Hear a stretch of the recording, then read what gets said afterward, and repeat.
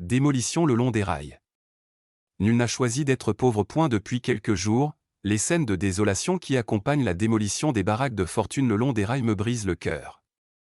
Et la seule question que je pose est celle-ci. Ne pouvait-on pas faire autrement? Attention. Je suis un ex-homme politique et je ne céderai pas au populisme en condamnant unilatéralement la récupération par l'État d'espaces publics. Je sais aussi que dans certaines situations, certains occupants traînent à vider les lieux. Mais cette résistance a une raison principale. Les gens ne savent pas où aller. C'est à ce moment que j'ai du mal à comprendre le silence des services de la mairie. Beaucoup des personnes dont les installations ont été démolies payaient les taxes municipales, contribuaient à l'économie de la commune et de la ville.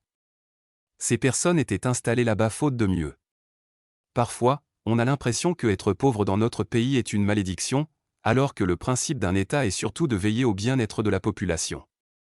C'est donc bien de demander aux gens de partir, mais c'est surtout mieux de les relocaliser.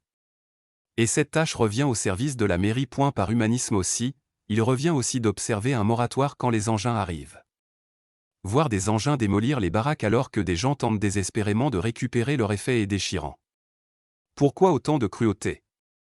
Oui, les gens n'ont peut-être pas respecté les ultimatums. Quand les engins sont là, il est avéré que la démolition est imminente, ça coûte quoi de laisser les gens retirer leurs effets? Où se trouve notre humanité? Le plus scandaleux dans cette histoire est que ces déguerpissements peuvent, comme ce fut le cas à plusieurs reprises, donner lieu à aucun projet. On déguerpit, on ne fait rien, et l'endroit est occupé progressivement par d'autres pauvres qui n'ont nulle part où aller. La nature a horreur du vide. Parfois, j'ai l'impression que certains s'emploient à provoquer une explosion sociale. Coûte sur coûte. La ville souffre de plusieurs maux qui s'appellent assainissement, accès à l'eau et à l'électricité, transport urbain et j'en passe, et ce qu'on trouve, s'étant rajouté à la précarité. Tout ceci se passe sans qu'aucun maire, député ou ministre n'intervienne. Circuler, il n'y a rien à vaut.